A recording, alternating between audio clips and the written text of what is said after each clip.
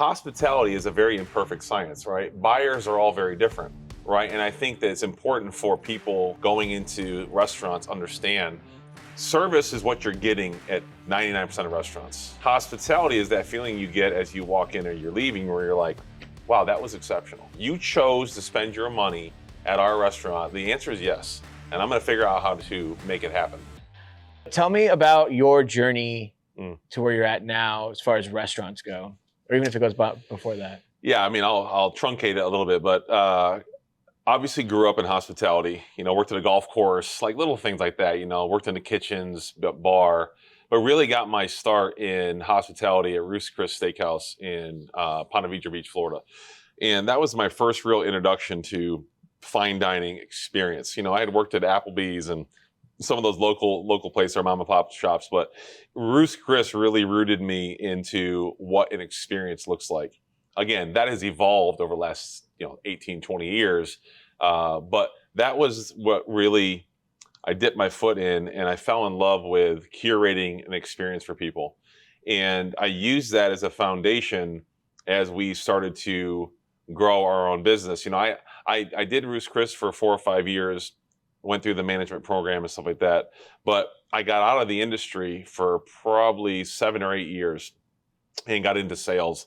And I was a terrible salesman, but never committed to what I was selling. So the opportunity presented itself to get back into the business with my business partner, Leslie. She had just opened a small sports bar in Irvine, California called The Daily Dose. And it was like this just local sports bar. The girls were dressed as referees, super cute. And the local community was just up in arms, having this kind of sports bar in the area. But I fell in love with the industry again. And when Leslie said, hey, do you want to partner up? You can provide the operations. And she was such an amazing salesperson. That really opened the door for hospitality once again.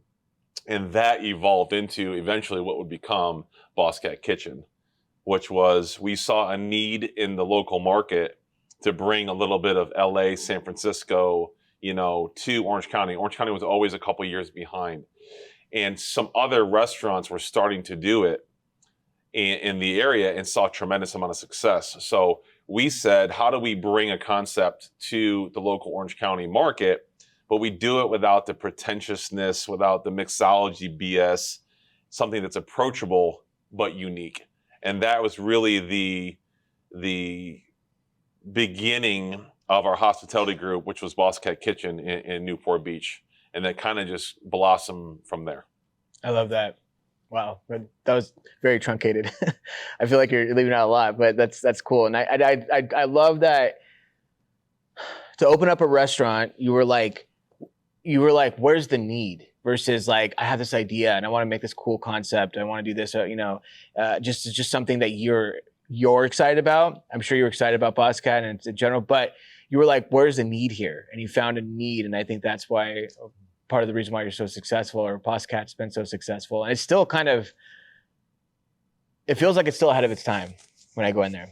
It does. And I love the fact that you brought up the mixology thing. I respect that so much. I was bartending for 12 years-ish, and I hated bartenders' mentalities. Like it drove me nuts. Like I'm a mixologist, or somehow I'm on the hierarchy, for example, in the restaurants where it's like, get out from behind my bar kind of thing.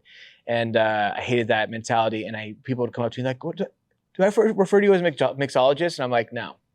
Like I'm a hospitality person. I'm here to make sure you have a great experience, and I'm part of the puzzle here. I'm one of the pieces. And versus like, yes, I'm a mixologist. It's about me. I'm important, and I need a name for myself or whatever terminology to describe my.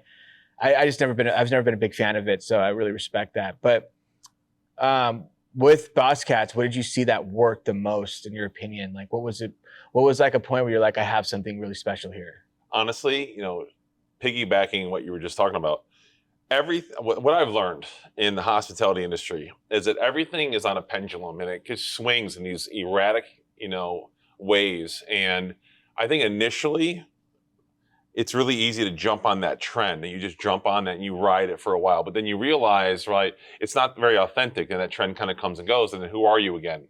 And you go right back to the middle, and who am I? And you grab another trend, and who am I? Who am I? What we didn't know we were doing early on with Boscat was we were trying to create a sustainable, cool restaurant. People would say to me, wow, this is really trendy. I'm like, I don't want to be trendy. I want to be cool. And I actually want to be fucking cool, right? I want to be cool. I don't want to be trendy. And they said, well, you're kind of jumping on the whiskey thing before everybody else is. This was a downtown LA, San Francisco, New York City trend, whiskey. Everyone was doing gastropubs. And they would put us into that bucket. And we were like, no. We're not beer focused. We're whiskey focused, right? We're cocktail focused. Our name is Boscat Kitchen and Libations, right? With a focus on whiskey.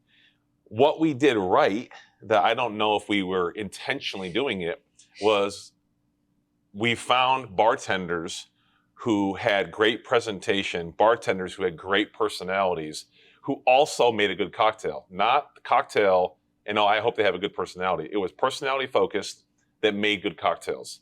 And that early on was the difference maker in our recipe, because we had a saying, day one of training was a cue card. There was a 3x5 card. And not to dive off, but I hired the managing partner for Fleming's to come on and create training. And the first day of training, he was like, all right, where's the material? I'm like, right here. And he's like, we're training to open a restaurant on a 3x5 card. He's like, what did I do? But from there, we kind of built the process moving forward. But the ideology was simple, was create an experience that was approachable for everybody. The guy in a suit, right, who's coming from a business meeting, to the guy in flip-flops, it's Southern California, right? Both should have the same experience. One wants a signature, right, mixology cocktail. One wants a Coors Light and Jameson. They get treated the same. And we never deviated from that. And that became really our DNA very quickly. I love that. That's freaking genius. It's like, yeah, like don't back yourself into a corner, with your product. I love that idea so much. And both parties can enjoy the atmosphere, and then obviously enjoy whatever drink they want and the food, because the food's approachable. But it kind of stretches, right? Because you can get something that's like really easy and approachable, burger, right? But then there's like a nice steak. So there's a lot of options there. I love that ideology. Listen, and on that, honestly, I was challenged early on because my personal palate, I was on my fitness journey. I just begun on my fitness journey, right? I was 340 pounds. I lost a bunch of weight. So I was on this like fitness kick. And I created this menu that was like seafood and healthy. And Leslie, my business partner, was like, no one drinks whiskey with that, And I'm like, okay. So we found Chef Peter Petro, and he brought to the table this really elevated American comfort food to partner with us. But that's the second part of the recipe that I think a lot of people get wrong, is they're so steadfast on their own ideology, right? Consumers are telling you what they're willing to buy. And if you're willing to accept that and listen to it, doesn't mean you sell tacos, now I sell pizza, now I sell Greek.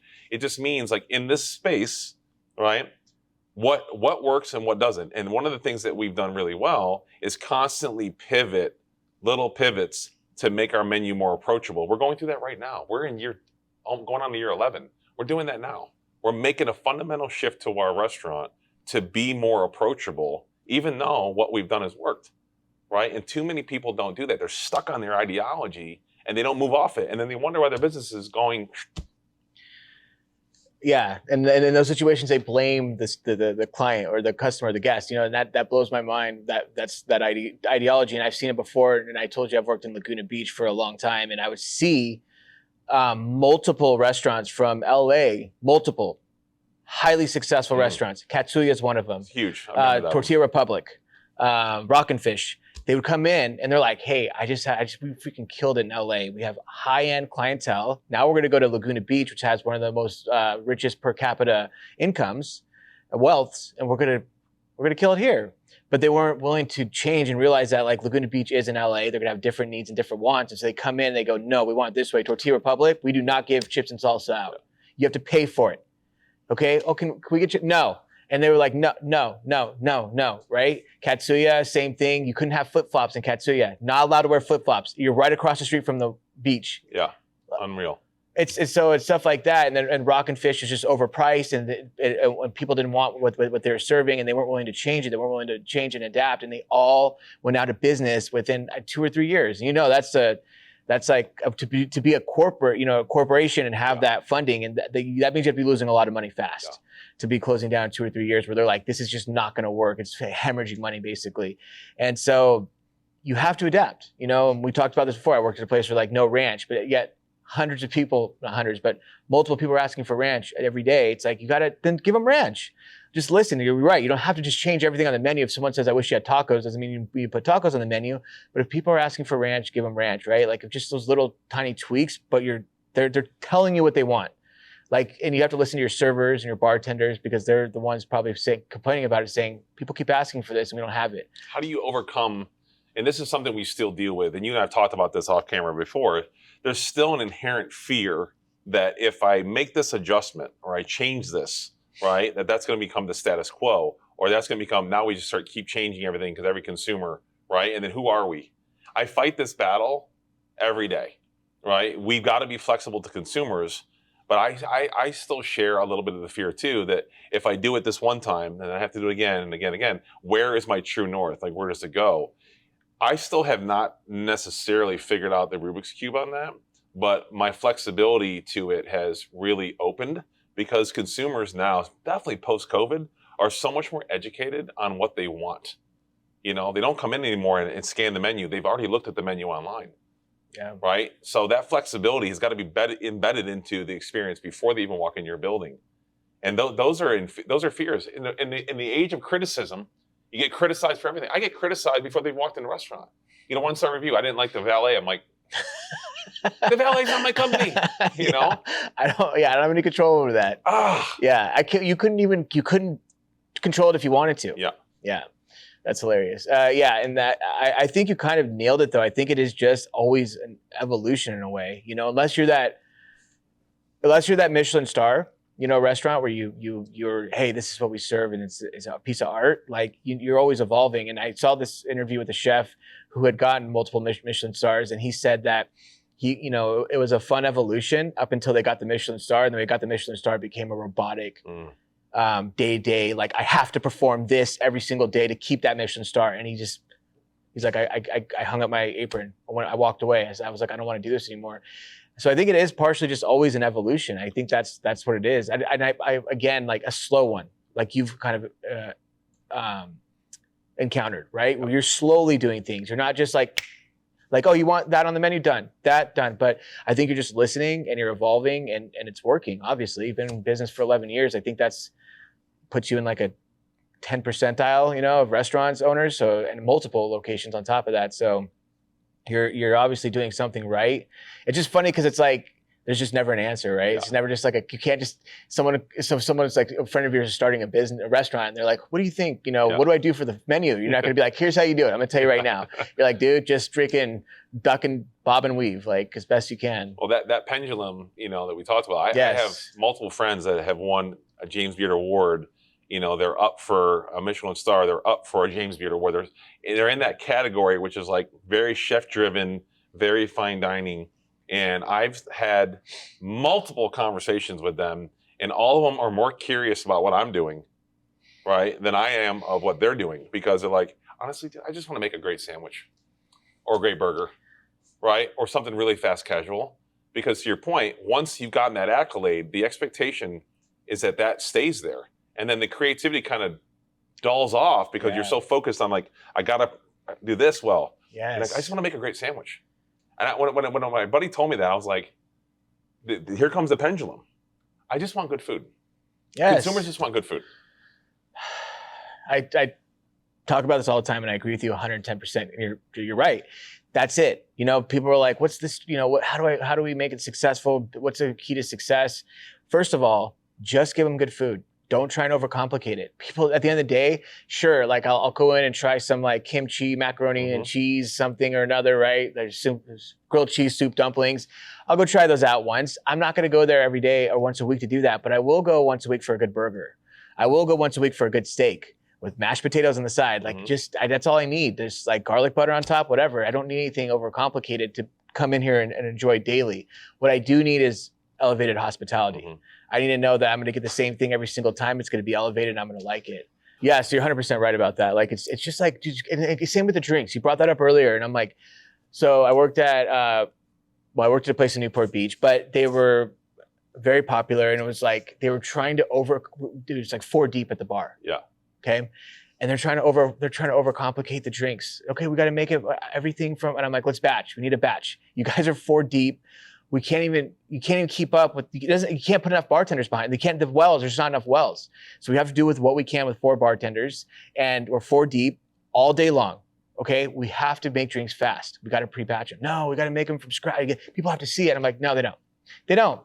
And so I put it in front of the chef. I'm like, taste test this, taste test that. He tastes them. I'm like, which one was pre-batched? He couldn't tell. And I'm like, people just want stuff that tastes good and looks good. That's it. They don't need to see it. They don't need to know that there was a shrub that was 48 hours. If that contributes to the flavor, awesome profile. But bottom line is just give them something that's tastes good and that looks good. And our most popular drink on that menu was a margarita. Yep. It was a flavored margarita. Always. Not the hibiscus, lime, cilantro. It was just a flavored margarita. That was the #1 seller by far, too. By far. Yeah, we've ridden this trend, and we've been fortunate enough to get off it before most people do. But one of the things that we constantly are looking at is presentation value, right, versus execution. I do believe there is a place on a menu for that presentation value. Walking through the dining room with a smoked cocktail. Yes. Right? But you can't have 13 different cocktails like that. Right. You're never going to be busy because people are going to leave. Right. And at the end of the day, Boscat Kitchen is a whiskey bar, right? 10 sushi, right? Sushi, Japanese, fusion, etc. Vodka #1, right? Always. No matter what. All right? Tito's #1 every month, no matter what. So it goes back to, at the end of the day, people come in, they get a little bit of experience, they want their steady daily driver, whether that's a Coors Light or that's a Modelo or that's a vodka soda, and there's got to be a balance. Too much in one direction, you become a kitchen. I've owned that place. I started a restaurant called BCK, and it was in Houston, Texas. And the idea was food from my childhood. So the 80s, great in theory, right? We remade SpaghettiOs our way. We remade the apple pie from McDonald's our way. We had the Quarter Pounder. We had all of those things. They were amazing. But that nostalgia was cool once a month. Right? The 80s bar is cool on a holiday. And we realized quickly, like, oh crap, this is cool a couple times a year. This is not your daily driver. Right. We went so into the theme. And I needed to do that to realize having elements of something is one thing, but becoming that thing, you've lost so many consumers. Oh my gosh, I love that. That's such a good way to look at it. It's daily drivers. That's so smart. And then it's like, but so you can still have those. It's kind of like marketing, right? Top of funnel, bottom of funnel. Yep. Like top of funnel, bring in like the SpaghettiOs but then the bottom of funnel is like, okay, we got a burger, right? We got a steak, got a piece of chicken, we got vodka sodas. Like I love that. But you need to have them all. You bring them in with the cool, the unique stuff, right? The fun stuff, but then you keep them repeatedly with the basic staples that they need, because that's what people want. You don't want SpaghettiOs made, luxury SpaghettiOs every single once a week, right? That's a great point. Yeah, so I just saw something, and I know you'll love this too. So I look a lot of like quarterly earnings reports and stuff like that of like the big guys. Eventually, we want to be there, right? So I'm looking at these things, and historically, the last 8 or 9 months, restaurants, nationwide restaurants are all down. Like everybody is down a little bit. We're down a little bit. We're fortunate. We're outpacing the industry, but we're still down a little bit. 2 huge, right, national brands are over-indexing right now. And it got me thinking, like, why? Texas Roadhouse, right? Mm-hmm. Texas Roadhouse, right? So 600 plus units, they're up a couple percentage points year over year. The other one, this is going to shock you, Olive Garden, right? A brand that is historically dying on the vine right now in August of 2024 is up. Because at the end of the day, consumers are seeking out good value and good food over everything else. And it's debatable if you think Olive Garden's great food or not. But at the end of the day, you walk in Texas Roadhouse, and you get that bread with the cinnamon butter. So it's good. to die for. So good. Right? So simple. And that steak for $19 tastes like a $50 steak for $19. If it was $50, they wouldn't be up. But the value proposition is now more important than presentation, right, and opulence overall. It just is. It just is, especially right now where the economy is. 100%. And that's where again, we're talking about like you meet in the middle, right? Meeting in the middle, so you can do it if you meet in the middle. And yeah, I do believe it about Olive Garden because Olive Garden, I think it is obviously the value proposition, but I also think it's the consistency, right? You know exactly what you're going to get same with Texas Roadhouse. It's the same thing every single time, service-wise, food-wise, everything is the same exact. I could tell you what the salad's going to taste like right now, right? The breadsticks, all that good stuff. So 100%, I think it's, I believe that Olive Garden is there. But kind of diving into that, when I talk to you about hospitality, you're probably one of the furthest ahead as far as owners go of the mindset of hospitality, of like understanding the importance of it and kind of understanding how to deliver it. Not kind of, but definitely. But tell me like your ideology behind hospitality. You know, when these conversations happen, there's always people that look at you as an expert, and then when you falter, right, they're like, doesn't all your employees live this? You know, and I segue to that for this very reason. Hospitality is a very imperfect science, right? Buyers are all very different. And just because our ideology is focused on it doesn't mean that we always deliver on it, right? And I think that it's important for people going into restaurants understand, like, do you see the common threads of hospitality in that restaurant you walked into? And if they failed you, right, give them another opportunity. Does that comment that you see it? Can you feel it? Right? Going back to my philosophy on that, I am a yes, and I'll figure it out type of person to a consumer. You chose to spend your money at our restaurant. The answer is yes, and I'm going to figure out how to make it happen. We can't always make that happen, but hospitality is about overhearing that conversation at a table about that promotion that person got or that birthday. Right. It is really, when you and I talked about this at length last time, service is what you're getting at 99% of restaurants, right? What do you want? I'm doing that for you, and that's it. Hospitality is that feeling you get as you walk in or you're leaving where you're like, wow, that was exceptional. And what we do at our company is we talk about it a lot. And we try to teach our staff how to handle guest interaction by how we handle interaction with them. If your internal guests, which are your employees, if you look at it through that lens, a very famous chef told my team this one time. He said at a 5-star hotel, we did a tour with him. He said, we have two types of guests, internal guests and external guests. And all of us were perplexed. We're like, what do you mean? He's like, internal guests are your employees. If you look at them through the same lens and you value them the way you value that customer who's giving you money, right, you're going to have a very successful culture.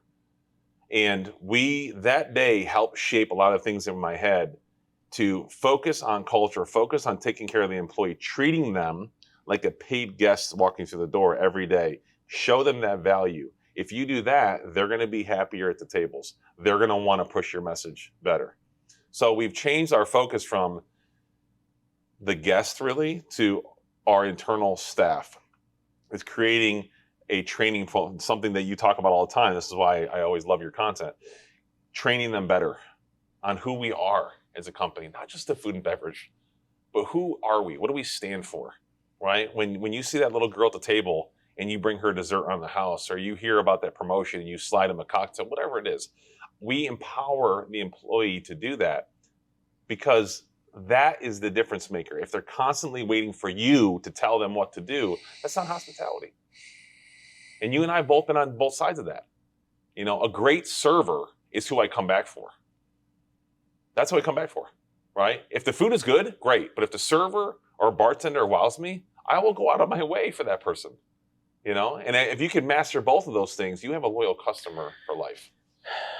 I mean, it's just so simple. You make it sound so simple, and it really is. But it's one of those things where it's like, God, it's an investment. You're investing. You know, like you're like, hey, I'm going to put money into Bitcoin today and not expect any money back from it in 10 years from now. You know, like when you invest in your employees like that, and that's such a great way to put it. I'm going to steal that. I'm sorry, but I'm going to steal that from you. But like seriously, like, okay, when your guest comes in, they sit down, they order food, they're going to pay. Yeah. Right? They're going to pay. But you're not like, okay, well now they're going to pay. They got to play by my rules, and I'm going to tell them what to do. If they get out of line, I'm going to tell them they're getting out of line. I'm going to tell them not to let their kid run around. I'm going to tell them, you know, you're still treat them like a guest in your house, and they get away with things. You know, it's just the way it is. They break a glass. That's no problem, sir. I'll clean that up for you. No problem at all. Oh, you wanted that medium rare? I heard that's fine, you know, or whatever. We're still treating you like a guest with a lot of hospitality, and we want to earn your business to come back. And that's how we should be treating our employees too. You know, not just like, you're now my employee. I'm paying you. Do what I say and do it right. It's like, how do I treat this? Like, hey, thank you for being an employee, and I'm going to help you, you know, like evolve as a person and as an employee, and treat them that way, right? Give them grace. It's hard to do, but it does create great culture, because I always say, take care of your employees will take care of the guests will take care of the business will take care of you. Agreed. So it's 100%. like, yeah, it has to go in that. You can't just be like, take care of the employee or take care of the guest will take care of the employee. It's like, it doesn't work that way. You have to go through those channels, but it takes work, and it takes dedication, it takes patience, and it takes work from leadership, because like we've talked about this before, I think we have, but Monday pre-shift, right? Yep. 4 covers, 2 servers. It's going to be dead. How are you handling that pre-shift? Yep. Are you like appeasing them? Are you reading them? Oh, they're bored. Okay, guys, let's just get through this. We have 2 covers. You know what the specials are. You know what to do. You know, let's just normal Monday, okay? Like that tone is going to set everything. So you still like. I think a good leader, you can measure them off of those pre-shifts, right? Because if you come in with that energy, like, guys, listen, we got 4 covers. How are we going to make them loyal repeat guests today? When they come in, how are we going to change their lives today? Those 4 guests. I don't care if they're spending $50 for a table of 4. How are we going to change their lives? Any ideas? All right, let's focus on it. You know, I think that's a big difference of bringing in that energy, no matter whether it's busy or slow. How you treat your employees is everything, and so you've seen a lot of success from that. Both locations. Yeah, I mean, right now, you know, we're in 5 cities, so very proud of that. But I've also realized that geographically, employees are different. I mean, it seems pretty obvious, right? I don't know if it was necessarily obvious to me right away. And their needs are different. Their socio-economic needs are different. You know, minimum wage in Texas is, you know, a couple bucks. Here it's $15. You know, overtime rules are different here than they are there. Well, those things are all operationally, you know, pretty obvious, but how it impacts the employee, that's what's crazy to me, right? And that's what we've started to cater to, is a lot of our employees in Texas, as an example, right? Can I work a double every day? They're only making $2 an hour, right?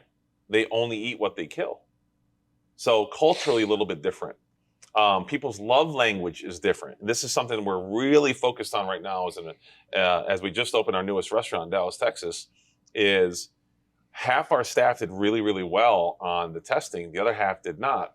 But we all agreed the buy-in from the entirety of the staff was really high. I'm like, well, this half of the room, they learn different, right?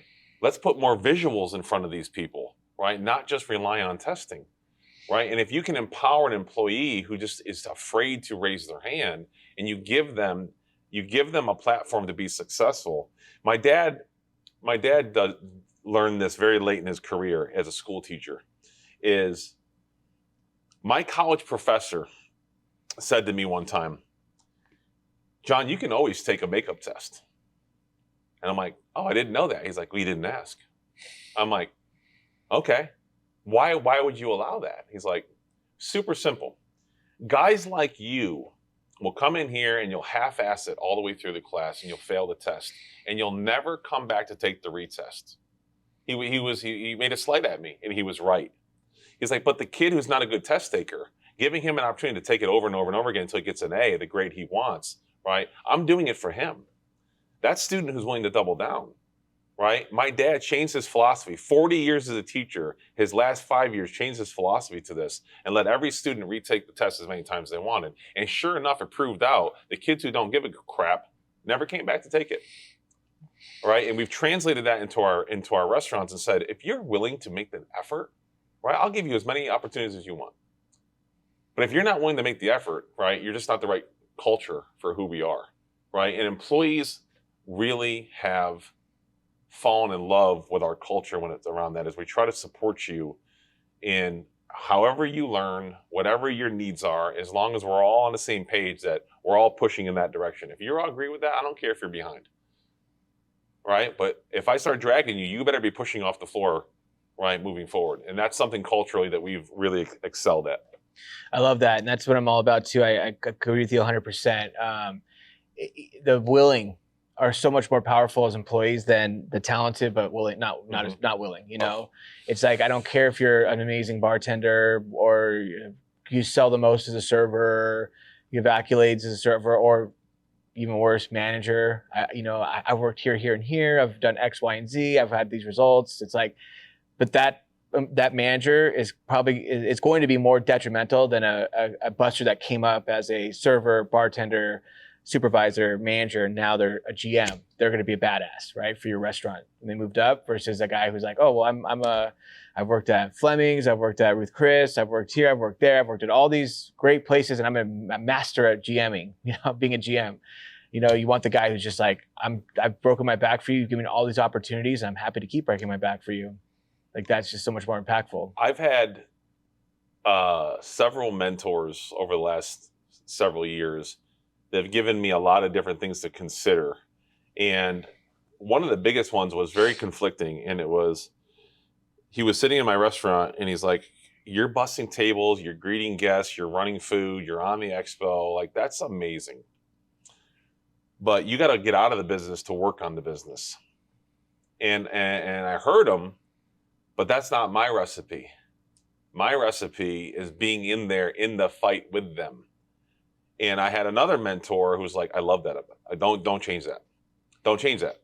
It takes longer to run the race doing it that way, but the amount of loyalty you have from your team by being in the fight with them, right, transcends that learning curve, transcends that curve to getting to success, sooner.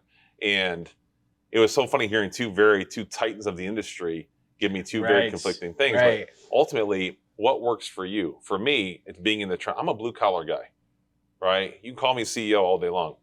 I'm still learning how to do that, but I know one thing. I walk in that restaurant, something needs to get done. I'm building more brand equity with the consumer and my staff doing that than I'm sitting up here in my office where no one sees me. 100%.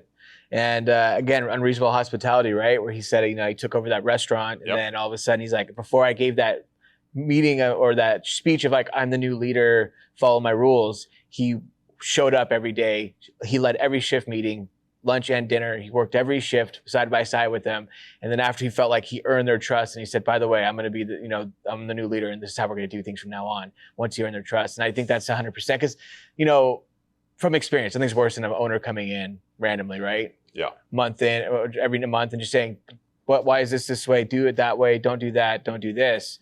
It's no one's going to be behind that. Everyone's going to be like, right, this guy. Yeah. So yeah, that's I like that philosophy better as well. Because like you said, loyalty, you can't buy it. Mm-hmm. All you can do is earn it. So that's awesome. Going back to hospitality too, we were talking about that, and we're talking about what is hospitality, right? How do you feel like how do you teach it to someone? It's not really teachable. It's not, it is such a wild card, because I was telling someone that like most places get food and drinks down consistently, right? They're able to get that down because it's formulaic, right? You can have the kitchen, you're making these dishes. It's all about systems. It's all about accountability and just consistency, right? We're just watching them and monitoring, and there's no real outside elements besides like, people bringing in food and you're making drinks. But when you're a server and you're trying to provide hospitality, or a bartender, there's so many variables and outside elements, because someone comes in, you don't know what kind of mood they're in. You don't know what hospitality is to them. You don't know what they're, like you said, they have a different love language even when it comes to hospitality. There's so much to it that you don't know. There's no formula. You can't just be like, okay, when a ticket comes in, make the food like this, presentation like this, put it up here. It's never going to be like that. You have to make that decision as a server, bartender, like, how am I going to be able to get my win here, and give them some hospitality. But I think it is doable. It's all mindset. And biggest lesson I learned, I worked at a bar, and there was a guy that came in, a regular. His name was, I still remember his name, Andy Garcia. He was rich, just just Lamborghini, super nice guy. But he'd come in and always leave us $100 tip. He'd come get a bottle of champagne, have a couple glasses with whoever he was with, give us $100. So when he walked in, dude, we would be like, Yeah. we could just see him from a mile away. We're like running over, like ice bucket. One guy's getting the champagne. We're shining the flutes, like he comes up, like sometimes he'd order food. And if he ever had a complaint, we'd go back and, what the hell's going on, guys? You're screwing this, like we were just so on top of it. Dude, that guy never had to wait for anything. Treated like royalty. Everyone knew his name, Mr. Garcia, like anything, as soon as this bottle came in, we're coming out from behind the bar. It doesn't matter if we're 10 deep. You go filling it up for him, right? And so one day my manager's watching us and he's like, that's amazing. You guys like are like when a NASCAR, like a pit crew, when it pulls up, you guys are just like, that's amazing how you guys are working together just to give them this amazing experience. Why do you guys do that? And we're like, dude, guy gives us $100, sometimes $150 every time he comes in. So why don't you do that for all the guests? And I'm like, well, they don't give us $150, dude. And he goes, well, yeah, because they can't afford it. But why wouldn't you do that for every guest that's in here? Like, don't they deserve it? And I was like, oh, my heart sank, and I'm like, it's right. And all of a sudden I realized we can do this for anybody. This is how it should be. It should be like that for everyone, not just someone giving a $150 tip. That's a pretty selfish and self-centered reason to like give only a certain person extra hospitality above and beyond, right? And that changed my thought process forever, because all of a sudden I was like, we can just do this for anybody. We can go this extra mile for the person that spends $25, leaves us a $5 tip, but comes in once a week and sits at the bar and eats dinner and has a beer. And so that changed everything. And I realized, like, I went from, people don't understand what hospitality is, that people just don't have the drive to give it or the motivation to give it. And so that's where I started changing, like, when I would talk to restaurant owners about the training of hospitality, like, you got to put it in perspective and really show them that, like, this is doable. There is a way, but we have to be creative. And then that's what I want to ask you about too, is like, with creativity, what do you think? Because I think hospitality is creativity, right? You said being creative, right? Give the little girl her dessert, overhearing about the conversation. Like, I think it's about I always tell tables you want to try and get a win. And the win is like, you exceed their expectations when they least expect it. And I always say, like, okay, you're dating someone, right? It's your birthday, they get you a gift. That's awesome. Thank you. Wow, I love it. That was nice. But you're expecting it. It's your birthday. But if you walk home one night, Wednesday night, and you come home from a long day of work, and they're like, give you this amazing gift with a lot of thought behind it. And I just want to show you that I love you. You're like, holy, wow. Yeah, thank you. Like, whoa, it just hits a whole nother level. So that's how you exceed a guest's expectation when you least expect it. That's what it means. You get them without them realizing it, not realizing, without them expecting it. And so I think that's part of that is creativity. So what do you think about like giving creativity tests kind of in the interview process? What do you think about that? We've talked about this before. I have always hired for personality over talent. Mm-hmm. Always. It starts there. When it comes to creativity, it starts with the type of person you're hiring, right? And when you're filling, a roster out of 50 employees, not every employee is, hired based on their creativity or on their personality. But more often than not, we try to focus on that specifically. Unlocking people's creativity is the hardest part of our job. You come sit in any one of my pre-shifts over the years, they became like a cult. They became a cult following. Like, employees would come off the clock to come hear these things because we focused on them, not on the food, not on the beverage, how many covers we have tonight. It was on them. And one of the things that we do is, or I'm constantly asking them, what was the last great experience you had outside of this restaurant?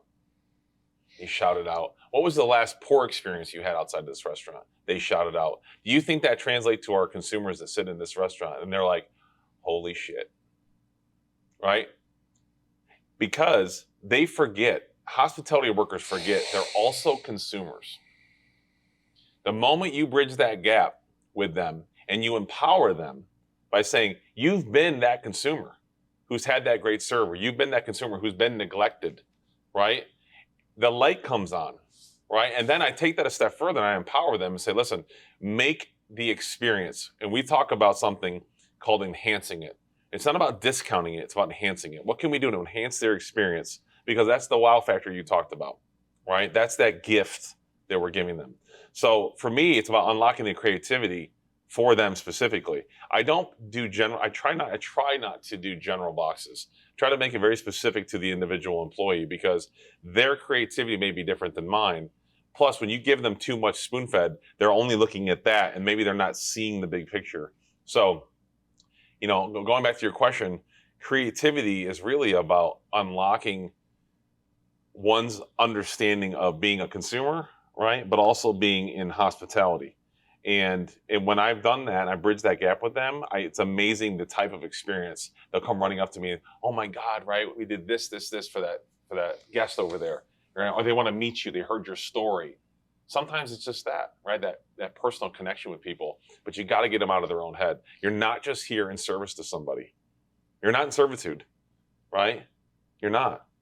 So you've been a consumer, right?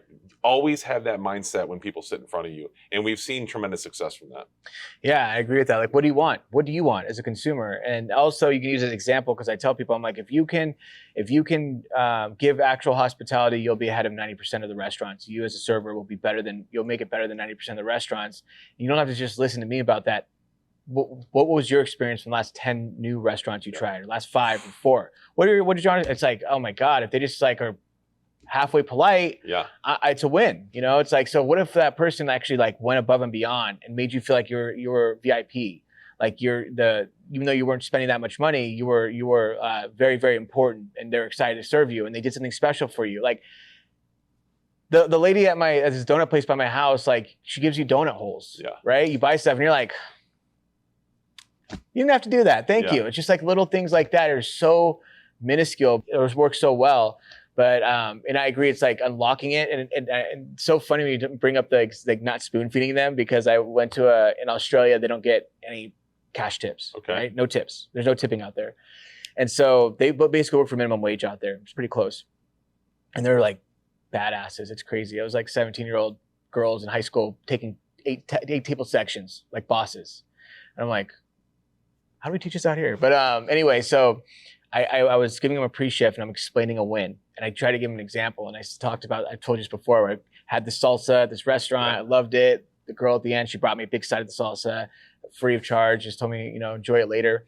And I'm like, that's a win. I wasn't expecting her to do that. She saw I really like the salsa. She just brought me a big side of it to go. That was a win. And so they're like, okay. And I'm like, I'm going to give you guys $100 if you come up to me with a win, which was like, that's a lot of money out there. That's a lot of money out here, but that's like out there. It's like, wow. It's like, that's a healthy amount of money. So they're all excited and they're all amped up. And all of a sudden they keep coming up to me with wins and they're like giving sides of sauces to everybody. Like, oh, they love the ponzu sauce. So I brought a side of it to them. And I'm like, that's kind of ponzu sauce is kind of, you have to have dumplings for that, right? It's not like, I'm like, and I was like, okay, here you go. And everyone's like, I brought him a side of sauce. And I'm like, okay. So you can't spoon feed it. You're right. You have to kind of like unlock that aha moment of like, oh, it's this, right? Because you give them direct examples, specific examples, and that's what sticks to them in their head. Human nature, same with me. I'm the same way, right? If I don't understand a concept, then that example is the only thing that I can use to reference what I'm trying to do. So that was a failure on my part, explaining it to them. But yeah, and so that's a challenge, but I think it's something worth, I think that training is, there's a statistic, but like, your employees use 20% of the training that they learn on the first day, right? Whatever, the first week of training, the initial training, they use 20% of it. That's how much they retain. So the real goal, I always tell people, is not, the initial training is important to set expectations and standards. But after that, it's ongoing training, pre-shifts, quarterly evaluations, nightly evaluations if necessary, but like constantly, training them up. And so that's where it's like, we really want to talk about pre-shifting, hospitality. What is it? The ideology, asking questions, getting them involved. And I think that's a big piece of helping unlock it. Just kind of like you said, what you're doing, with the pre-shifting. By the way, do you do staggered pre-shifts, or how do you do your pre-shifts? It's hard because during the week, labor is important. It's costly, so there are a lot of times where we do staggered pre-shifts or we do staggered in time. So you catch a little bit of the staff and then later on catch the last part of the staff. What we did was we tried to make it 2 minutes or under. right? So that way we could do it at 5 o'clock, right? Everyone comes in, it's a quick 2-minute huddle, right? And it's just very specific. There's 2 or 3 topics we try to touch on. And then we try to get away from the variations throughout the course of the week. Like stick to a message, right? They got to hear it more than once, right? I don't know about you, but there's very few times I hear something one time and I'm like, oh yeah, let's stick to that. Or now you have 15 different priorities for the week with 3 different managers, right? You're not set up for success. So we do a lot of that. Weekends a little bit different. We have a little bit more downtime. So we tend to really elevate the pre-shift on those weekends before brunch, before dinner service. And we're starting to do more frequent in-person large format meetings, right? There's this part of as a manager, because you're embedded in so many meetings that you're like, oh, the staff doesn't want to come in again. They actually do. If you give them good content, and you do reward and recognition, right? Who's really excelling, they do. They want to be there for that, right? And if you've made it compelling enough, they're going to absorb it, and that 20% becomes 25, becomes 30. I'm not a believer. Everything that comes out of my mouth, they're like, oh my God, they're soaking it in. I'm like, you probably caught 1 or 2 things. Let's make sure those 1 or 2 things are really good sound bites. Yeah, 100%. And I love that. Yeah, 2-minute meetings, so important. Keep it short, keep it simple. And then yes, on topic every day for 7 days at least. And then also because there's employees that work 2 days a week. Yep. There might be an employee that works 1 day a week, right? So they're coming in, they need to get the same message that everyone else got. And then when you're coming in, you do work 4 or 5 days a week. It's like we're talking about the same hospitality touch points, the same issues that we need to be focusing on, and that's really important. Where do you stand on asking for reviews? I've always been a big proponent of it. From day one, we opened Boscat Kitchen. I remember going to a table and I thought their experience is going in the wrong direction. So I said, you know what, let me go out there. And I said, hey guys, I'm John, I'm the owner. I'm like, I can't believe I just said that. It sounds so douchey. And they were like, you're the owner? I said, yes. And all the mistakes that we've made tonight, they're really my fault. I'm the expo, I'm the manager, I'm spread a little bit thin, right? And I apologize for your experience. And they were so blown away. There was a face to the name, right? There was a face of the concept. So for me, in that moment, I realized a lot of things. Is that I have the ability to impact someone's experience, even towards the end of it. And number 2 was, if we've done a good job with you, your willingness to write a review is exponentially higher. So there's just far too often a manager in general leaves it subjective, right? Hey, have a good night. Hope they leave a review. How was your experience? It was phenomenal. Jesse was amazing, made amazing recommendations. We're a small business, right? We don't spend a ton of money on advertisement. If you enjoyed your experience, please leave us a review, Open Table, Yelp, right? And never once, and I've done this tens of thousands of times, has anybody been offended. They're offended if they're like, I had a terrible experience. Sorry about that. I hope I corrected it. Oh, by the way, can you leave a review? No, right? But those people who've enjoyed their experience, you know who they are. Right. Their body language is telling you, thank you so much. This has been great. They're leaning in, they're looking around. Those individuals, I will 100% solicit feedback. Yeah. Yes. Yeah, it's that simple. It's like if you provide an amazing experience, they have amazing food, why wouldn't they be more than happy to, right? If you made an honest to God effort for a personal connection, right? Yeah, of course, man. Where do I sign? What do you want? Google? Done. Yeah, of course. But but if you don't make a personal connection, you're very baseline. You're just covering, you're checking boxes the whole time. By the way, if you guys can leave a review, that'd be really helpful. We appreciate it. But other than that, enjoy the rest of your night, and thank you for coming in. It's like, okay, probably not, but yeah, make a personal connection with someone, of course, of course. And it's just like anything else, like when in their prime, just like you said, you just know it's clear as day. But I don't understand restaurants that don't emphasize this. And I've worked with a restaurant right now where they're pre-shifting it. You need to ask. We need to ask the right way. We need to make sure we're, giving them the best experience possible, and then asking. And their reviews have just gone through the roof. I'm talking like they did 100 in 1 week. That's incredible. It's good, and they're 5 stars. Yeah. And it's like, dude, it's like that's social proof. You can't even pay for that, and that's huge. And so they've kind of made it part of their culture, which I think is huge.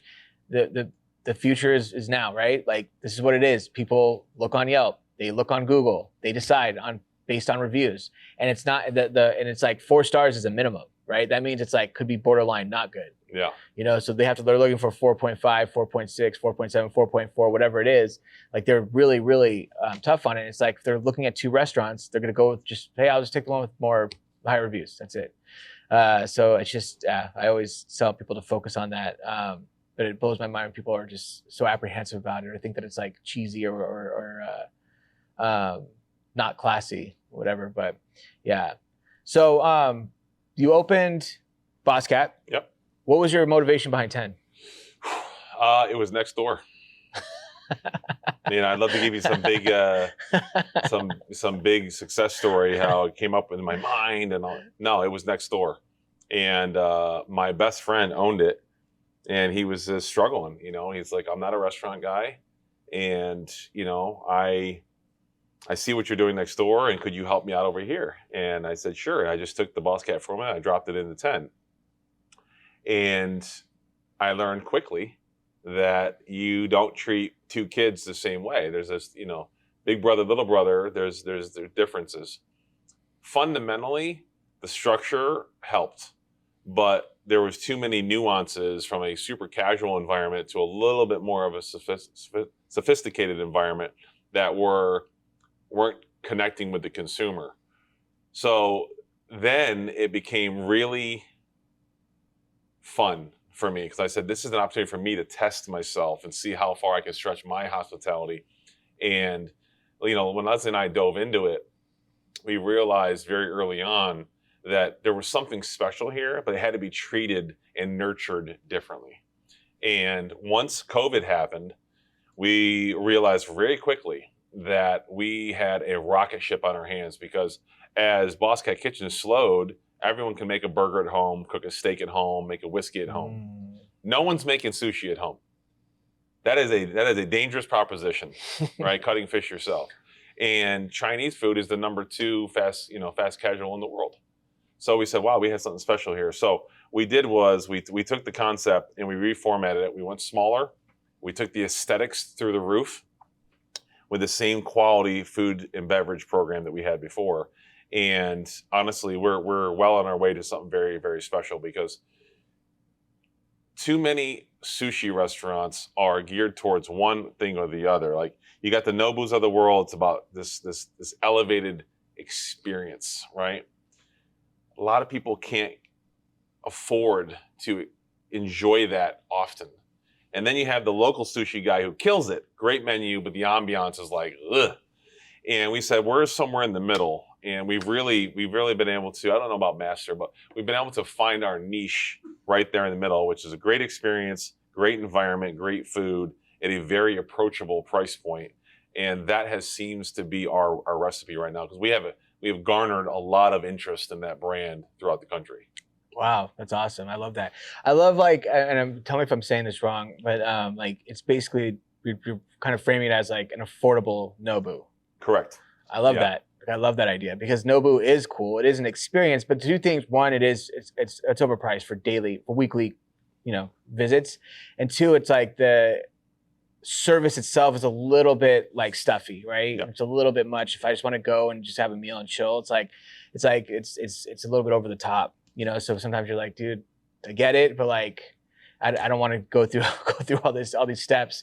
So I love that idea of like having the experience, the vibe, and the ambiance, and the quality of food, but just not that over stuffy kind of service. Yeah, and I don't want to be stuck into one area, right? We're so focused on. You got to give consumers a unique visual experience, so they remember you. Right? When they walk in, like, wow, this place is stunning. If you walk in 10 Sushi, you're like, it's memorable. I don't care if it's Orange County, Dallas, Texas, Houston, Texas. It's very memorable look-wise. Then we've already set the stage, right? They're already stimulated by that. If we can provide them with great food and beverages at a very approachable price point, right? Now we've stimulated them again.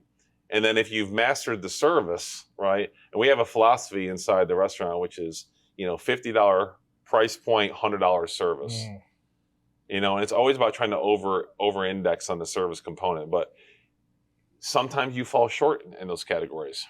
And if you can get the other senses And I think a lot of these restaurant groups need to understand that, right? Is that you gotta hit them on every sense you can, because at some point throughout the day when you're seeing thousands of people, you're gonna fall short on something.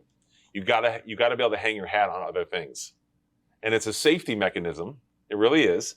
But that safety mechanism saves an experience. I was so visually capsulated, I didn't even notice my food took 30 minutes, right? Those things are so important. That recipe, touching those senses are so important. And I haven't seen a lot of restaurants really focus on hitting all of those senses collectively. And I think that's where, in a very small company we are now, I think that's one of the things we're doing really well. We got to constantly improve, but we're really focused on hitting all the senses when people walk through the door. Yeah, I love that. That's such a good strategy and good philosophy. It's like just hit, go for gold on all of the senses and on all those aspects. And then, yeah, if something's off, there's a little bit of grace, right? There's a little bit of forgiveness, which is awesome. You go to a restaurant and you're like, you realize like something was off, or, afterwards, and you're like, oh man, but you know what? The service was so great, or whatever. Even the food presentation was so amazing that you kind of forgive it. It happened to me at Mastro's, where I've gone there so many times, and I've had obviously good service there.